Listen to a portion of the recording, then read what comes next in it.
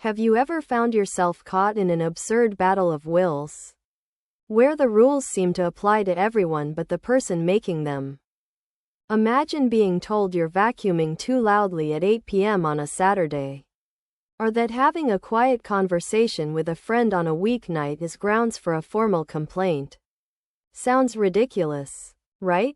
Well, for me, that was just the beginning of a bureaucratic nightmare that spiraled into something I never intended, and ultimately left someone in tears. Before we dive into the nitty-gritty of how I found myself knee-deep in a ridiculous paper trail, do me a favor, like this video, subscribe for more wild Reddit stories, and let me know in the comments if you've ever had a terrible neighbor or a clueless landlord. Your support helps keep these stories coming. So, I live in student housing in Uppsala, Sweden. It's an old building, which means thin walls, you know the drill. Every creak, every muffled conversation, it all travels. But that's just apartment living, right? You learn to live with it, maybe wear headphones, and generally just try to be a decent human being. That's what I thought. Anyway, my upstairs neighbor, however, seemed to have a different definition of decent human being. Last month, she complained about me twice. The first time, I was apparently vacuuming too late at 8 p.m. on a Saturday evening.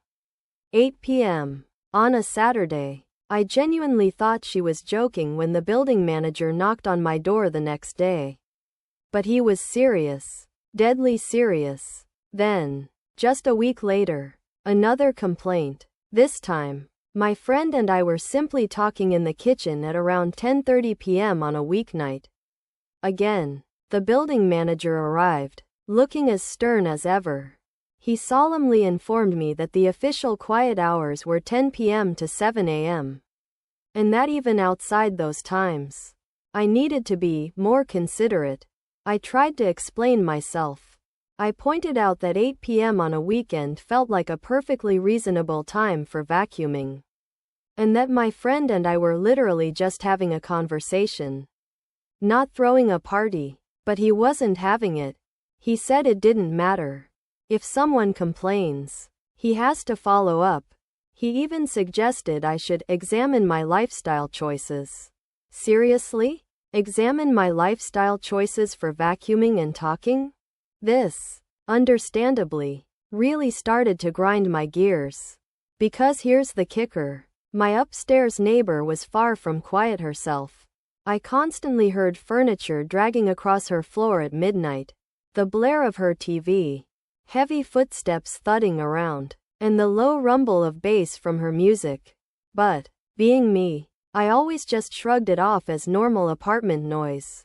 I figured that's just how it is when you live in close quarters. I never once complained, but the manager's words stuck with me. Examine your lifestyle choices. The sheer hypocrisy of it all was infuriating. Then, he delivered what he probably thought was a brilliant piece of advice. He told me, with a straight face, that if I had any concerns about noise, I should document them. Every incident, he said, date, time, a description of the noise. That way, he could address the pattern. Oh, you want a pattern, do you? You want documentation? Challenge accepted. For the next 3 weeks, I became a dedicated, obsessive noise archivist. My phone became my notepad. My ears became finely tuned instruments of detection. Every single creak, every thump, every vibration that emanated from above, I wrote it down. Footsteps at 6:45 a.m. TV volume blaring at 11:15 p.m. A chair scraping across the floor at 1:30 a.m. Shower running at 6:20 a.m. More footsteps at 7:10 a.m. Then again at 9:40 p.m. And yet again at 11:55 p.m.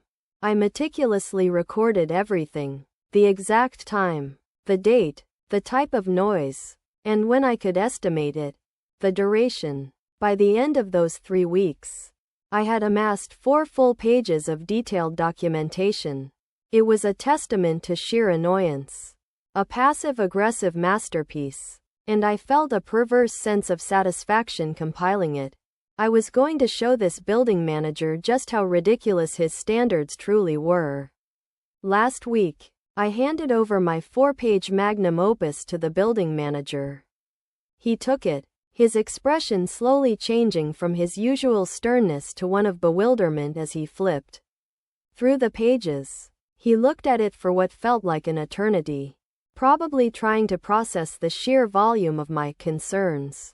Finally, he looked up at me, his face a mixture of irritation and disbelief, and said something to the effect of, "This is excessive. Normal living noises aren't violations."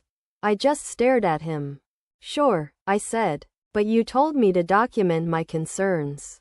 "So I did." He tried to backtrack, claiming he meant legitimate disturbances, not just someone walking around in their own apartment. But it was too late. He had given me a rule, and I had followed it to the letter. And here's where the story takes an unexpected turn. Apparently, building policy dictates that once a formal complaint is filed, it has to be given to the accused party. And my 4 pages of meticulously documented excessive noise? That counted as a formal complaint. Yesterday, I found a note slipped under my door. It was from my upstairs neighbor. She's a PhD student, which explains her weird hours due to lab access times. Her note, it made me feel like absolute garbage. She wrote that my list made her cry. She said she's trying her best, and honestly didn't realize I could hear her normal footsteps. Now, she's apparently walking around in socks only, feeling anxious and self-conscious in her own apartment.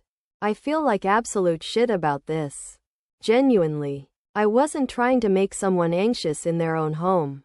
My entire goal was to highlight the building manager's ridiculous, hypocritical standards. I wanted to expose his double standards, not to hurt my neighbor, who, it turns out, was just a regular person trying to live her life. The building manager, bless his heart, sent an email to both of us shortly after. It was a boilerplate message about community living expectations and mutual respect. It solved absolutely nothing. Now I'm left with guilt. A neighbor who's probably terrified of walking around her own apartment, and a building manager who still hasn't learned a single thing. Sometimes, trying to fight the system just leaves you with a mess. And no real winners. What would you have done in my situation? Was I justified in documenting everything? Or did I go too far? Let me know your thoughts in the comments below. And if you enjoyed this story, don't forget to like and subscribe for more tales of apartment living gone wrong. Thanks for watching, and I'll catch you in the next one.